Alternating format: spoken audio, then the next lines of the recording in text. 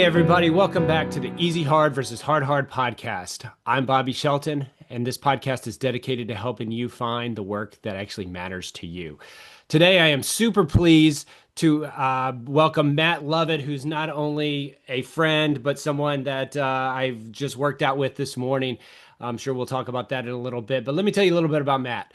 Matt is the most effective trainer and coach that you probably never heard of. With over 20,000 hours of coaching CEOs, pro athletes, rock stars, NCAA reps, and refs, and high performance business owners, Matt's clients don't just train, they transform. From hospital weight loss programs where people have dropped over 100 pounds to traveling through over 10 countries, mastering yoga, meditation, and fasting, he's built a system that fuses science with holistic wisdom for unstoppable results. Trusted by the U.S. Navy, the Pararescue Foundation, and Louisiana's top mental health professionals, Matt has taken clients off medications, helped them win championships, make millions, and build thriving families. And now, through his virtual training programs, those same results are available to you anytime, anywhere. All right. Well, Matt, welcome to the show. I gave you a little bit of a bio there, but go ahead and introduce yourself how you want to be introduced to make sure we get it all good.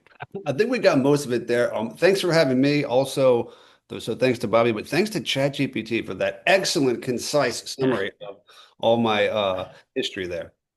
Oh, that's a beautiful thing, right? Because sometimes it's hard to write, and I find it very difficult to write about yourself because sometimes you feel like you're too braggadocious or whatever. But no, I've known you now for it's going on 3/4 of a year or something like that. We met through a coaching school we've in, and so tell us a little bit more about your path to coaching and kind of what you're offering right now.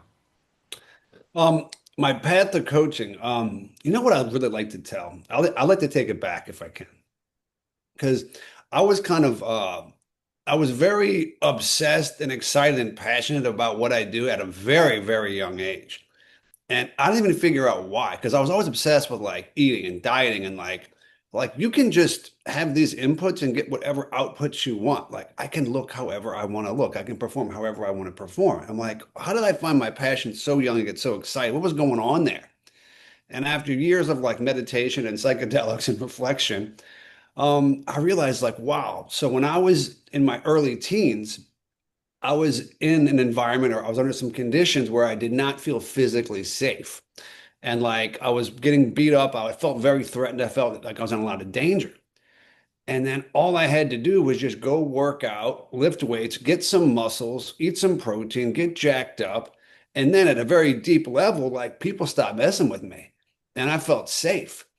But then I also like now girls are like nicer to me. Guys are more willing to shake my hand. I'm getting better at soccer. I'm getting more jacked up. I'm performing better on the soccer field. I was a college athlete.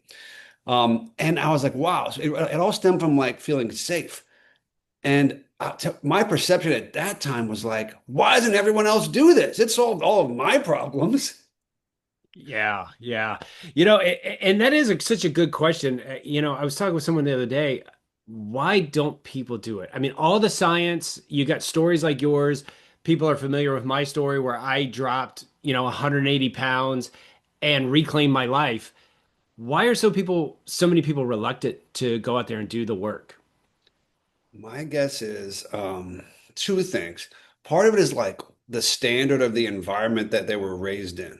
So, like, this is what's normal. What's normal is not being healthy, working out every day, eating these clean foods. They're reactive to the marketing around them with whatever food options are available and whatever other people tell them to do. And maybe people around them aren't healthy either.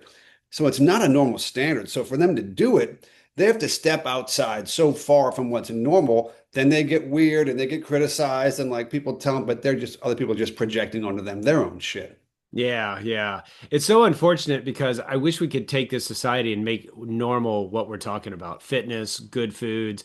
And I know that's how you and I really connected. As you can see in Matt's background right now, or for those of you who are just listening, he's got his gym behind him. And I remember we're on a call one day, and I think the subject was even like focus and concentration. But I like direct message him. I'm like, man, I got to know you because I love your gym, your home gym. And since we built this relationship, and we often, so this podcast will probably be more about health and fitness because again, that's where Matt's space is than my typical ones. But everyone knows it's my passion, and I certainly welcome to hear you. So tell us a little bit because I've experienced it, but no one here probably has, or no one's listening has. Tell us a little bit about your virtual program and what you're doing there. Oh yeah, so this was really fun. So any great business, it's got to solve a problem for people. And I've worked with a lot of different people that, like in the intro, and I really could have focused on working with any demographic or any profession or whatever, and figured out what their problems are and then solved them. But I said, all right, who do I want to work with? Who do I want to hang out with every day? Like my buddies, my friends, not CEOs, not the military, not mental health professionals, not athletes. I don't like athletes at all. I want to hang out with my buddies. So I said to my friends, what are your problems? What are your challenges? Matt, I have young kids. I don't have time to go to the gym. I don't have anybody holding me accountable. I don't have the equipment. I'm not really sure what to do. I'm probably going to hurt myself. I don't have the equipment. So I said, all right, well, so I put all this information on a whiteboard and I said, how can I help them solve this problem? And it also really aligned with my lifestyle and wanting to bring my business virtual. So I said, what if I sent you free equipment? And what if we worked out virtually from 6 a.m. to 6:30 every morning? You log into Zoom and I put all the guys on mute and I play music and I tell jokes and I've got these routines that are so well scripted and evolved and refined. And all they do is log in at 6, log out at 6:30. We'll do some little step tests and some push-up tests just to see that they are making progress. And we don't share that with the group. We share that privately. If they can't make the workout, we have a recording and we upload that to the platform. So it's a system that really works. And these guys just have to get out of bed at 5:50 and be done by 6:30. And now they are energized and ready to kick ass at 6:30 a.m. And they get 20 plus workouts a month. And they're just, their whole life gets better. It's like the biggest bang for your buck ever. Yeah, yeah. As you know, I've gone through a few of these with you and your team, and not only is it a 30 minutes in out, you're gonna sweat, you're gonna feel the pump, you're gonna feel good, and it's I tell you, Matt worked me out this morning, and he does things that I don't normally do. I'm more of a traditional weightlifter, cardio guy, but these bands and these balancing, and I don't sweat much, but man, you had me sweating this morning, and I'm sure I'll feel it tomorrow, but. One thing that I really love about this community that you've built is the connection. You've got this WhatsApp, I don't know what you call it, group, and these guys are supporting other. These men are supporting each other every day. Some guys posting his food or what workout they did, or hey, I missed the workout this morning because I'm on travel, but I've made it up later. What have you seen over the years? Like what impact has this community that you've built? Like how much do you think that helps, the fitness and even the performance of these men that you train? Um, you know, I think in most communities that social element is more relevant. I think it's actually less relevant in the thing I've built. It's nice having the guys there. It's nice being around people. I think it's really nice to have the appointment. I think that's really useful. But these guys don't interact that much. In general, I think guys raising kids, busy with work, I mean, all their attention's going to their wife, going to their kids, and going to their job. So we don't do a whole lot of socialization, but the appointment is really useful. Um, and yeah, they're just not like they they don't need a whole lot, these guys. They just want to work out and get out. So like they're not really looking to like make friends as much as you would think. Unlike most communities where like that bonding thing is really, really connecting and attaching. It's nice knowing the guys are there and when you need them. But it's not as much about that interaction between the guys as it is about just showing up, knocking out the workout, and moving on. Yeah, yeah. I never thought it that way because, I'm kind of a lone wolf when it comes to workouts, but I know a lot of people, they need that time on the schedule. And going back to what we were saying earlier, maybe if society or individually we just made this time and you were uncompromising, and what else are you going to be doing at 6 o'clock in the morning? It's you might be sleeping. That's the only thing I can think of, or drinking coffee. Because I know very few are people like me who get up super early and just start cranking work. But I think that could be a step. And let's relay this to coaching. we always say take action and have accountability. And I think you're providing both. You're providing people the ability to take action, put something on their calendar. You know it's going to be there, whether they're there or not. It's still going on.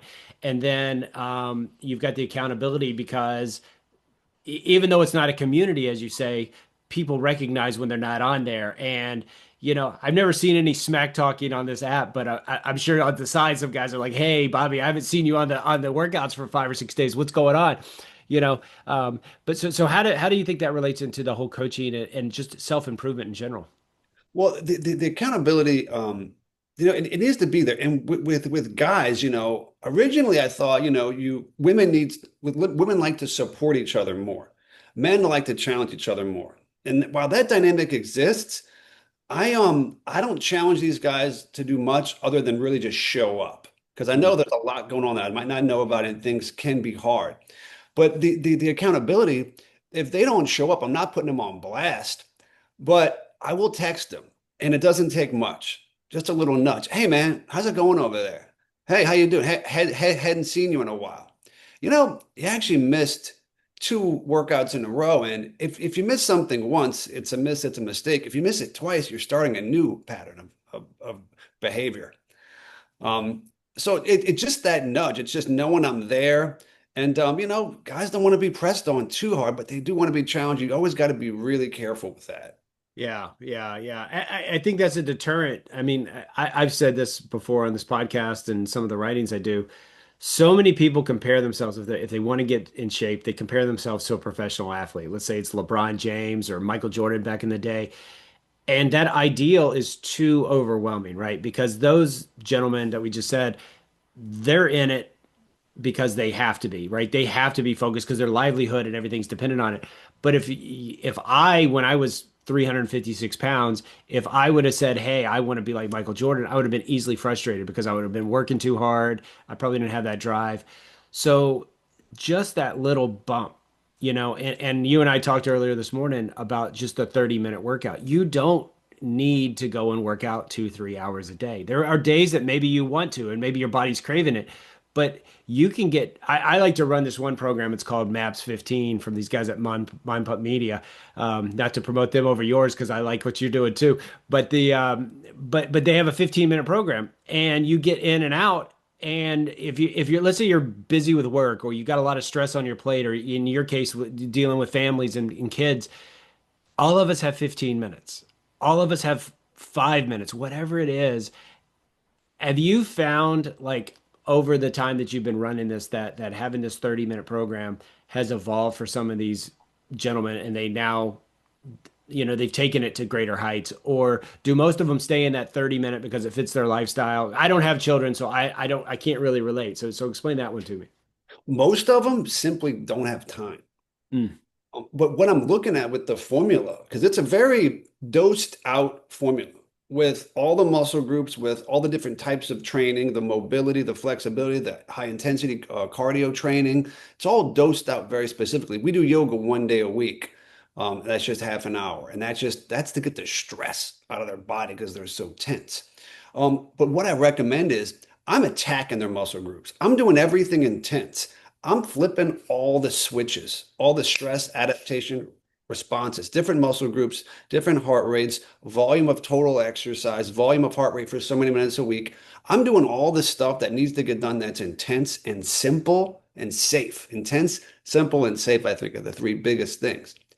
Outside of that, so to add on more, if they want to add on more, a lot of these guys want to lose weight quicker instead of going running or doing more workout routines, I just say walk as much as possible. Maybe you carry a rucksack and it elevates your heart rate a little bit more. But if they can do an extra whatever walking, if they did an extra hour of walking a day, an extra half hour walking per day, the fat would just manually shed off very quickly. The walking complements the program I do very well. Yeah, yeah. And walking is so underrated. I'm seeing it more and more in the literature and the articles that are coming out. But I mean, walking is so great. And again, I encourage anyone, get a tracker of some sort, whether it's a Fitbit, Apple Watch, whatever you're using. Don't go too quick, too fast. Just if you're doing 5,000 steps a day, try to raise it 10% each week. Every 2 weeks, you listen to your body because it really and the walking is great. Speaking of that, have you noticed this trend? and female fitness about these weight vests. People are all into to saying how weight vests are good for me. You mentioned the rucksack earlier. Have you been noticing this? Because I noticed I started seeing all these articles on it, and then now when I walk my dogs, that's all I see are people in weight vests. It's kind of hilarious to me. Yeah, I think it's mostly a headache. It'll marginally help you burn fat faster. But the way I look at different types of exercise, and there's different ways to categorize exercise, but one way is to say high intensity versus low intensity. And here's what I mean. High intensity exercise, we're triggering adaptations. We have high heart rates. We're doing specific things to flip certain buttons. And when we do that, we're breathing in a lot of carbon dioxide. We're exhaling a lot of carbon dioxide, which means we're burning stored carbs during the workout. Now, we're going to rev up the metabolism to where the proteins and the muscles have to turn over, the lungs have to breathe more oxygen. We've got this DOMS, we've got this EPOC, we've got these different things going on. So that's all like adaptation work with the high intensity and small doses, very intense and safe. With the walking, though, and this is where the vest comes in. When you walk, you are manually burning fat. I worked in a hospital where we put people on machines and we increased the intensity and we'd watch what they exhaled. I did this for 5 years in my early 20s. And we can see when you're exhaling more oxygen and you're purely aerobic, you're under this anaerobic threshold, so many beats, you're purely aerobic. We know when you exhale oxygen, you're burning more fat manually when you work out. So with the high intensity, you're burning fat indirectly later and you're triggering all these things. But with the low intensity, you're not stressing out your body. You're manually burning fat and you can crank that up really high. Now, the thing with the vest, some people, when they walk, they're not burning that much fat. And if they add the vest, it just makes it more efficient and they'll burn more fat. But if they go running, their heart rate's too high and they're actually going to burn less fat. So there's a fat burning zone that I teach them how to find. Oh wow, that's pretty cool. You know, I saw a very interesting article this week by Dr. Peter Attia, who writes a lot of functional medicine and that sort of things for those who aren't don't know him. And he was talking about like people who lose a lot of weight. Like you in the intro, you know, you've helped people lose 100 pounds. I've lost more than 100 myself. Your body gets to a point where it's used to you being heavy, so your metabolism slows down. So another theory that he proposes, and through some research that's been going on, is that adding that extra weight like tricks your body into being heavier and then kind of ramps up your metabolism and doesn't let it dip too far because the body, I mean, the mind is so powerful, right? And it wants us to be in this steady state at all times. That's why a lot of times when we start talking about coaching, that's why like the fears that we have are so important, the way we talk to ourselves, but also the way your physical body is. And so adding, you know, 10, 20 pounds tricks your body into saying, oh, well, Bobby's back up 20 pounds. We gotta burn a little bit more calories to keep him good. So I don't know. It's very interesting, but I like your explanation about that whole you know, aerobic state because I think that's one thing that a lot of people don't, you know, they think they have to go run 10, 15 miles a week or a day, even some of them, and you don't. You just walk. You know, there's studies that even show that if you walk 30 minutes a day, break it up 10 minutes, 10 minutes, 10 minutes, your body not only burns fat, absorbs protein, all that. And we could go on and on and on. And I know that's not really the Well, I do. the I have a chart that I'd love to share with you. Can you go to your share button and put share with multiple people? I really love to share this chart. I've done this with tons of clients all the time. okay. Ooh. Next to that green button, there's a little arrow up. Share with multiple. Okay. This is where my podcasting skills multiple. Okay, yeah. It says that it's checked, so go for it. Here we go. All right. So you can see this screen, right? Yeah. If you guys are on video, y'all can see it. If not, you'll be okay. So here's what's interesting here. Okay. So I'm only talking about that low intensity fat burning zone. So go and do the high intensity stuff for sure. This is only defining where that low intensity zone for you might be. So check this out. It says running versus jogging versus walking. So let's say you go run. It makes sense you might burn, and the numbers are arbitrary here, but let's say 1,500 calories. If you slow it down to a jog, you burn 1,200. And if you go even slower, you're walking, you burn 1,000. Slower you go, less calories you burn. Pretty obvious, right? But here's what's different. When we look at the breathing And this means we're trying to optimize how much fat we burn during the workout, fat calories. When you run and you're kind of breathing really heavy, doing your best running, let's say you burned 50% carbs, 50% fat. That means you get on 1,500 calories burned, 50%, you get 750 total fat calories. Well, if you bring that heart rate down to a slow jog or a fast walk, if you bring it down to a point where you're not breathing heavy, clear it by like 5 or 10 beats. Make sure you're not breathing heavy. Now you're going to burn 1,200 calories instead of 1,500, but now you're burning 75% fat, 25% carbohydrates. So before at 1,500, 50%, we burned 50% or 750 total fat calories. Now 75% of the 1,200, we're burning 900 total fat calories while we do this fat burning workout. Hmm. If we go too slow, this is where the weight vest comes in. If we walk too slow, we go to 80%, 20%, but since the calorie drop is so small, we're getting 800 total fat burning calories. So even that is better than the fast jog as far as burning calories, and you're not getting hungry and you're not beating your body up. So if you're walking, you're not getting enough of a heart rate, you add that vest, it puts you right in that fat burning zone, so you're more efficient with your time. Does Oh that make wow. Yeah, no, that makes complete sense. And like I said, when you look at numbers like this, I mean, that's shocking because you always just think that running is better because, you sweat more, you're out of breath or whatever. But the way the body reacts, I mean, the world is a world of opposites, right? Sometimes what we think is the best approach isn't. And so, I mean, and so people are really caught up in these zones now. So when you say a running, that's probably zone 4 and 5. I'm guessing the slow jog would be 3, 4. Where do you try to get your clients to settle in at if people are interested are used to that kind of numbering system? Yeah, so I'm not super familiar with what those zones are. I think the one that they recommend to do for a long time is for like endurance and heart health, not to maximize fat burning. So this Okay. is different than what they're recommending. The way I look at it is this. You do your really intense workouts to trigger all your adaptations and you kind of minimize your stress on the body. But you do high intensity cardio to make sure your aerobic capacity stays big. You attack all your muscles so they're shaped and they're strong. You do whatever mobility, flexibility you have to do to prevent injuries long term. After that, you want to burn as much fat as possible. So you literally counting your steps is a great way to do it, even if you go too slow, right? So it's like how much walking movement can you get after you do the things to trigger the adaptations? I think a big mistake people make, well, two. One is they do a super high volume of high intensity work. They've already triggered the adaptations, but they keep going. They're just beating themselves up, making themselves tired and hungry and screwing up their HRV. And then some people will they will go running for a long period of time at a high pace, inefficiently burning fat, breaking down their body very efficiently. And you've seen what cross country runners look like versus track runners. Yeah, yeah, it's massively different, right? And so for those who don't know, HRV is your heart rate variance. It's the variance in between your beats. The higher, the better because it's less and less stress on your heart, less stress on your cardiovascular system. Just for those who don't know, and getting that number as high as possible is great. And you brought up a point that we didn't talk about, the rest and recovery. So much of the culture is more.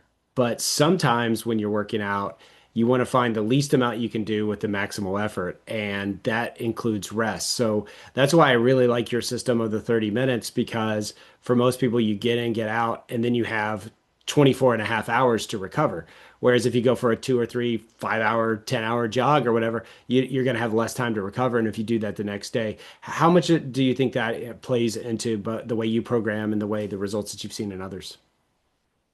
Ask that question one more time. I'm not exactly clear what you're asking. I guess to simplify it, what is the importance of rest? You talk about adaptation, and adaptation is your ability to tear something up and then bring it back to the same level or greater. That's the way I interpret it. But do you think rest is Yeah, equally as important as the work? I think rest starts with minimizing the damage. Get the Yes. adaptation and then stop. Minimize the damage. And then, yeah, rest. Rest your nervous system. Like, don't have caffeine in the afternoon.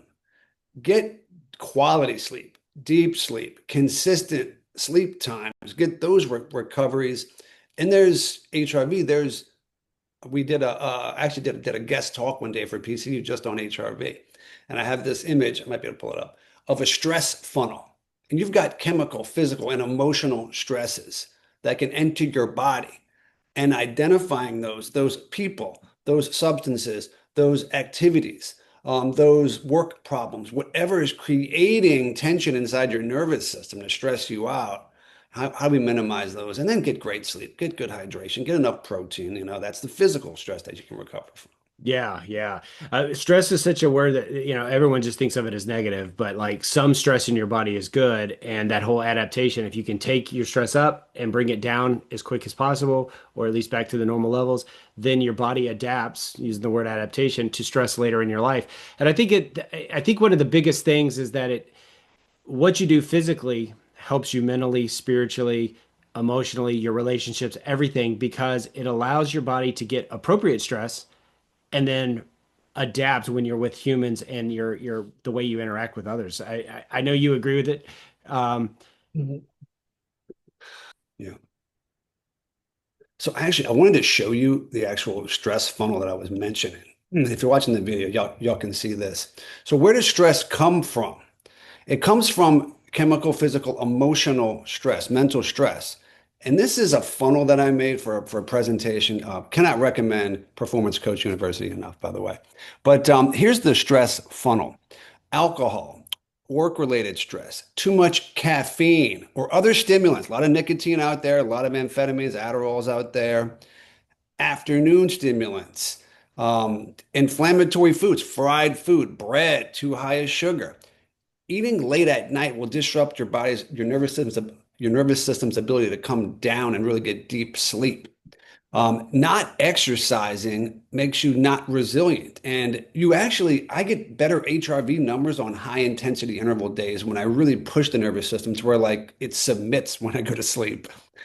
Overtraining. So if you overtrain, your heart rate's going to stay elevated as you sleep and you won't be able to relax.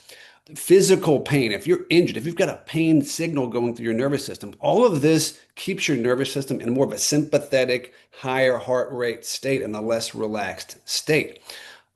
Crazy people that trigger you, money problems, stimulants, vaping, too much social media and the emotions tied to all that and the dopamine and the chemicals going on there. Lack of quality sleep. And then, this is something weird that I did was I was working with an Ayurvedic doctor, and she was telling me that there's heating foods and there's cooling foods. And I was like, all right, I'm not sure if I believe all that. Let's experiment. So one night, I chopped up a bunch of onions and garlic and peppers, and I might have put some cayenne in there with some coconut oil just to, mix it all up. I ate that at like 7 p.m. I did not fall asleep until 2:30 in the morning because the heating foods kept me hot and awake. So that might be another variable there. It's not as relevant as all the other ones. yeah, yeah, that's a very interesting chart. The and I think, do you recommend any kind of tracking device on stress? I switched to the or started using the Aura Ring because of the stress monitoring, and then I can kind of like look at what I'm doing in my day, all the things you had in the funnel, and see where it impacted me. But is there one that you recommend to your clients? I've had clients try different things over the years. The one I like the most is the Oura Ring. I like it primarily because of there's nothing to not like about it. I like the interface, and I don't want like aggregate data. I don't want you to tell me like your sleep score is an 81. Like, what does that mean? How much deep sleep did I get? How much total sleep did I get? What was my bedtime? What was my wake time? What was my HRV? What was my max HRV? So with the Oura Ring, and I love this piece of it, you can go this day, that day. You can go this week. You can go this month. Now I've got 5 years of Oura Ring data showing me my average wake up time per year, my average HRV stress per year, my average bedtime, my average total sleep per year. Like looking at those numbers is really cool. Like how much total sleep did I get on average per night every year? And it's right there. You can click right through. Yeah, yeah. I tell you, when I switched to it, I did it for the main reason to lower the stress in my life because, I was thinking I was overtrained and, impairment of mental facilities and stuff that I was noticing. And when I got this, I just noticed little small things that I was doing to myself that were easily changeable. Like I love coffee. I drink it a lot. But the good thing about me is I like decaf coffee as well. So now I limit myself to 2 cups of coffee, maximum caffeine a day. And just doing that has brought my stress numbers from like 9 hours a day to like less than two every single day. And then those 2 hours are normally in my activity. So I can explain them. I'm sure tonight when I look at it after our workout, there was probably some stress in my body, was probably elevated, but that's okay. That's good stress. And once you start seeing that and making these small adjustments, and that's the thing, everyone who's out there who wants to make a change, you don't have to go massive. Just get something small, like a little tracking device, like this ring right here that I'm wearing. It'll tell you a lot. And then you hear all these naysayers, oh, well, it's not accurate. Well, whether it is or it isn't, it's a standard. And if it says 9 hours one day and 4 hours the next day, okay, that's 5 hours of give, but you know that you were doing something right. And that's all it takes. Have you seen any other stories about like relating stress and the Aura Ring wear? Or I mean, there's a ton of them. There's Whoop. There's I mean, Apple Watch does it some. I mean, we could argue whether which one's more effective or not, but I don't really care. I just like a standard of some sort. I've had a lot of clients try a lot of different things. Like the thing about my job and kind of my position is like all the, stuff funnels right to me. The clients are like, Matt, what do you think of this? Matt, what do you think of this? What do you think of this? So I get to see it all. And I haven't found I like the Oura Ring a lot more than the other ones. But some people, it's a watch versus ring thing, and they don't like the ring. I now now I feel naked without it, and I just charge it when I shower, and Yep. I always have to have it. I got used to it. Funny story, I bought the Oura Ring like 5 months before I proposed to my wife. So like I bought it and I'm like, shoot, I can't put this ring on and walk around with this like wedding ring looking thing. And then she's just sitting there saying, where's my ring? I didn't get a ring because I had to wait for like 4 months to put the Oura ring on until I actually had the proposal. Oh yeah, yeah. I have my wedding ring on my right, my left hand, and then the Oura ring on my right. And a couple of days ago, someone asked me, "Are you married twice?" And I thought that was kind of funny. But again, I didn't want to get rid of this wedding ring because I like the style of it or whatever. But yeah, I think it does. And you when you said the personality of it, watch, ring, strap, whatever, it's like everything in life. Find what works for you. Don't let an excuse because I don't like a watch or I don't like a ring stop you, because we live in such a great time now where there's so much technology and there's so many options just with working out and the foods we eat and all these things. Whether you're a vegetarian or a carnivore, I don't care as long as you're doing it with a purpose and you don't have an excuse. Because like if I'm mostly carnivore in my diet, if I'm sitting down with a vegan, I'm not there to like insult them or anything like that. I'm just doing what's best for my body. And if I got into any dogma of any sort, whether it's ring, strap, diet, whatever, that's what I encourage people to do. You got to make it your own. You got to be a little unconventional, because the world, think about it. Aura's going to sell you on the ring. Whoop's going to sell you on the bracelet. Apple's going to sell you on the watch. They're marketing to you, right? And that's one thing I would add to your stress funnel is all the salesmanship that we get, the misinformation that's been thrown around a lot. Remember that these people are selling you on these things too. So find out what works for you. And again, it's just a standard. It doesn't have to be 100% accurate. It's just something that you can measure. But anything else you want to talk about stress and Well, fitness? yeah, you were talking about so like I went through these ideals where like ideally you work out in these small doses of high intensity and then you get the walk in later. But at the end of the day, when I work with my clients, the most important variable is compliance and consistency and actually showing up.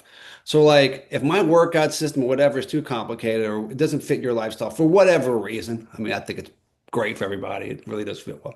But if it doesn't, like maybe there's most comfortable getting on a bicycle every day. So like whatever they like to do is the thing you do, because that's not going to mentally exhaust your willpower. You don't have to learn something new or do something different. Like get going with something, find it your way, and you have to find your way. You have to author it. You have to own it. If it's not your idea, you're less likely to do it. And one thing and I want your thoughts on this. One thing I've had a challenge communicating with people. I'm on the phone with a guy yesterday he's got a big business. He's trying to reorganize and structure, and I'm like, you know what your problem is? I didn't say it like that. But I was like, you don't believe this. This is something that I believe that you don't believe. You don't believe that if you sacrifice 1 hour in the morning to do a half hour workout, let's say it costs you an hour just to do that half hour workout. He doesn't believe that if he does that workout that morning, that he will get more done that day, minus 1 hour, because he won't have that hour. But even though you subtract the hour, you will get more done that day because you invested that hour in amping up your energy and your focus. And I think some people don't believe that. And I would challenge them to go and get that experience. Work out early in the day, get your heart rate going. Now it's 6:30, 7 a.m. in the morning. You're ready to get shit done. Yeah. And Yeah. like it's such a game changer. Yeah. Yeah. I mean, the whole easy, hard theory that I came in the name of this podcast is that once you find your hard. So for this example that you gave, their hard is, wanting to go and do that work. And once you want it, you clear that cognitive space in your mind. You said earlier about stress and all the impacts that have and like how financial problems or whatever. Well, for this person, I would gather that their stress is coming from them because they say they want to work out, but they say they don't have a time. My suggestion to them is just try it. Try it for a month, try it for 2 months, try it for a week even. And if it doesn't work for you, then find something that does. But once you find that thing that is you and it drives you, your world opens up. I mean, I work out at minimum 30 minutes a day, 15 when I'm on that one program if life's a little busy. And that gives me so much mental clarity that the next hour, 2 hours, 4 hours, I get way more done. So I encourage people to take that first step, remove all those obstacles because those obstacles are creating you stress. And not only that, they're going to make it harder for you to start when you do. I hate it when people say, I'll start on Monday.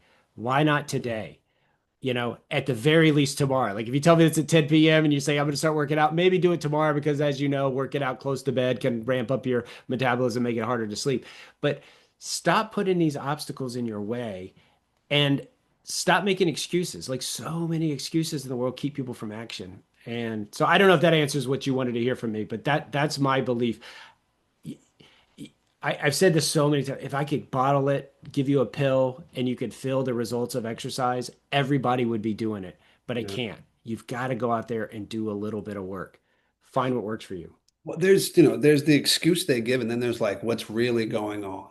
Yeah. And to reveal that is often pretty tricky. But that's why I mentioned that like they don't believe that like things would be more awesome if they did that. They don't know that logically that's how it works. And we've seen this a zillion times. Yeah, yeah. I mean, and excuses like the more excuses you make, it's not that you're. I don't think that you're avoiding the work. I mean, because you may, if you think it, you want to do it. I firmly believe that. If someone comes to me and says, "I want to lose weight," I think they really want to do it. But the excuses are the pain of doing the work is greater than the pain they're in. And once you eliminate all those excuses, all those reasons people tell you, "Oh, I don't have time." Well, wake up 20 minutes earlier. We're not asking you to go to 2 hours. We're asking you to do 30 minutes, 15 minutes, 10 minutes. Break it up. All of us are on phone calls all the time now. Walk around your kitchen table. I think I said this maybe when I was talking to you earlier that I basically worn the carpet around my table because I get on calls and I just pace. I just pace. And I tell you what, you can get 4,000 steps a day just doing your daily work. So incorporate it, take the excuses away, give yourself the permission to change because that's what it's going to take. You and only you can do that. But yeah, this is fascinating. I love how deep you're into this and how much you know about it. But let's talk a little bit about your actual coaching. I mean, is most of the work you're doing right now in the physical realm, or are you helping people? Well, you talked about this one client with the organizational change. Are you helping people with performance and well-being in their own lives?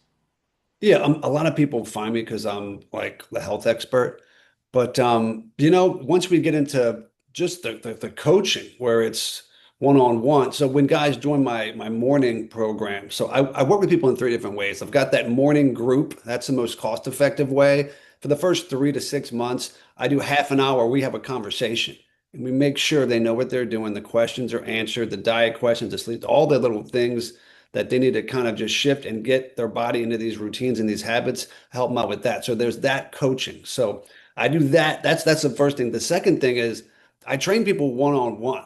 I've got this high-tech gym at my house, and in New Orleans, I live in Pensacola, but in New Orleans, I've got cameras and microphones and a big screen TV, and I remote access these computers, and bam, I'm there with them, and I train them one-on-one. I've done that for a long time.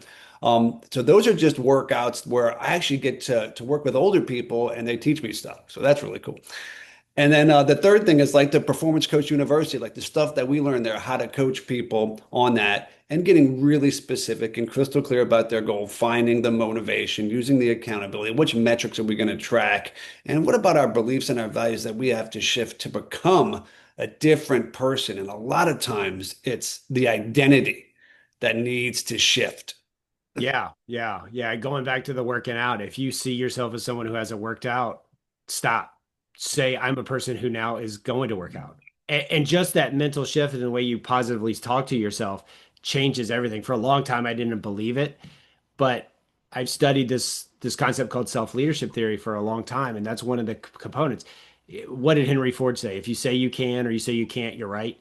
So I And do it's encourage everyone. Yeah, so true. yeah, yeah. If I tell you I can't work out at 6 a.m., well, yeah, I put a blocker there. But even if I say I'll try, okay, that's weak, but it's better that I can't, and then show up and do the work. And I think that's what we're saying here to everyone who's listening. Do the work. Whether you want to get in as depth as Matt, and I mean, I think you all should reach out to him because I mean this guy's done amazing biohacking. He does. I thought I was kind of a like an amateur biohacker until I met Matt because I'll go try a new workout. Someone will come up to me and say, "Hey, what about this workout?" I'm like, "I don't know." So I'll buy it. I'll try it.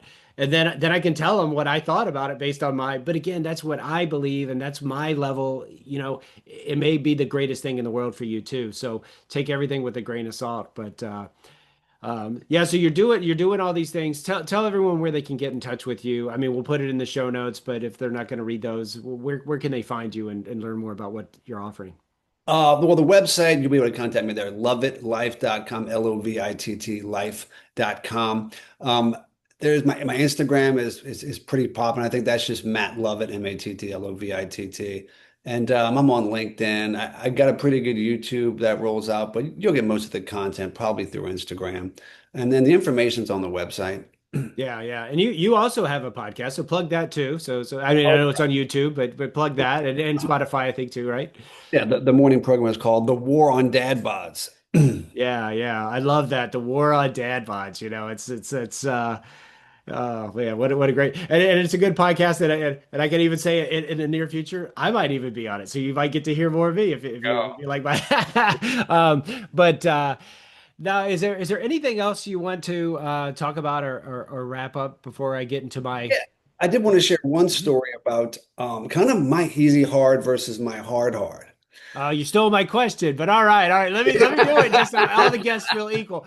So yeah, Matt, share us what your hard is, and you can do it in the form of a story. Go for Yeah, well, and this is the one that Bobby told me about before that it. I was kind of excited about it. So growing up, I had a grandfather who was a CEO, and then my dad was a CEO. So up to about, my early mid 20s, like I'm like, all right, I got to be a CEO, like, and make them proud and I was living this life I was like, I'm going to be the director of the hospital. I want to be the CEO of the hospital. Like I was always kind of in that fitness lane, and even to get into the fitness lane away from the business lane was kind of hard at first. So the easy hard would have been to make my parents happy and satisfied with my career, make a bunch of money and prioritize money. But there was one specific day where psilocybin was involved. I was doing some mushrooms by myself in a very quiet place, and I could see myself. I could see my posture. I could see why I was making the decisions I was making, and I was like, I'm doing all of this for them. I don't want this at all. This is stressful. I don't need status. I don't need money I'm never going to spend. Like, what do I really want? And I was like, you know what I want? I want freedom. I want the freedom to do my workout routines and my programs and work with people the way I want to work with people in my own business, one on one, and talk about that all day and just the freedom to do everything. And the hard for me now to this day is between me and God, it's like I'm the healthy guy. Matt, you're here to be the healthy guy. And it starts with you living it. So for me, the hard is, to me, it's a different standard. For other people, it's a part of their life. For me, I'm supposed to be like the healthiest, and just dial in everything all the time. And while that's sort of impossible, but the closer I get to that, the better I get to that, magical doors start to open personally for me by just being the healthy guy. And that's always more challenging with, the same temptations and things around everybody else has. Yeah, yeah, yeah. Well, you nailed it. I mean, getting to your core of what you want to do and then making the world around it. When you made that switch, did you find this thing started to open up? Everything became easier. Work seemed less like work and more like purpose. It was because I had this really, really fortunate situation happen. In New Orleans, I've got a private training studio. It's one room that's like, I don't know, 600 square feet or something. It's relatively small. But right around this time, I was leaving a job and I had no place to work. And my uncle comes to me and says, Matt, there's this place for rent. It's basically a closet. And but it happened to be very inexpensive and in a location that was very central to kind of two neighborhoods where I could draw a lot of personal training clientele from. And the room had it already was a former dancing studio, this little closet. It had mirrors down one side. It had a brick wall on one side that I could throw things against. It had a parking lot entrance. I could do stuff outside if I needed to. And it was sort of this ideal, it was had high ceilings and like it was this ideal room that just opened up and it was just right there. And it's been 12 years. I've still got that one room and I've generated so much business and transformed so many people from that one room. Oh, that's so cool. And That then is I, so re cool. I tried to recreate it here. Yeah, yeah, yeah. Well, now you got two spaces when you go back home, see your family or whatever. You still always got a gym. It's like when I go on the road, I got to throw my TRX straps and bands because you never know what gyms are gonna be. That's another thing. Talk about excuses. All these people I talk to, they're like, "Oh, I was on vacation, I couldn't work out." I'm like, "Well, could have done push-ups. You could have put a TRX on the bathroom door of your hotel." And again, I don't want to tell people how to live their lives, but there's always a way. And I'm so glad you found it, and you're living your heart hard. And I'm here to support you just like I am any listener and keeping that because we all need guides, and I think that's what you're helping with your War on Dad bods and these programs that you've got. You're guiding people towards their hard. They may not know today that's their hard, but I truly believe the more you work out and get your physical, your mental, your spiritual, everything emotional is going to come into check. Not saying you have to do them in that order. It's the order that I chose, as many people know. Um, but Matt, it's been such a pleasure today, and we'll make sure we put all the information in the. I'll give you the last word, and then I'll do my closeout. But anything else you want to say to people today? I don't have much else, man. Just thanks a lot. It's an honor to be here. Uh, and yeah, man, I love talking about this stuff. And I'm not always available, but I do like geeking out on this stuff. So if you've got a question or something I can help you out with, don't hesitate to contact me. Yeah, yeah, and hopefully we'll get you on, and we can really geek out on this. Again, that's not the nature of my podcast, but we share that passion, and man, I've learned so much from him. I mean, even to changing the type of Epsom salts I use to alleviate some of the physical symptoms I've got that are, it's just this guy is a wealth of knowledge. So we'll all be watching you and seeing what you do. Well, hey, listen, everyone, thank you again for listening. Thank you for your time. And until we meet again, keep chasing the hard work and find the work that actually matters to you. Man, you are jacked. I love it.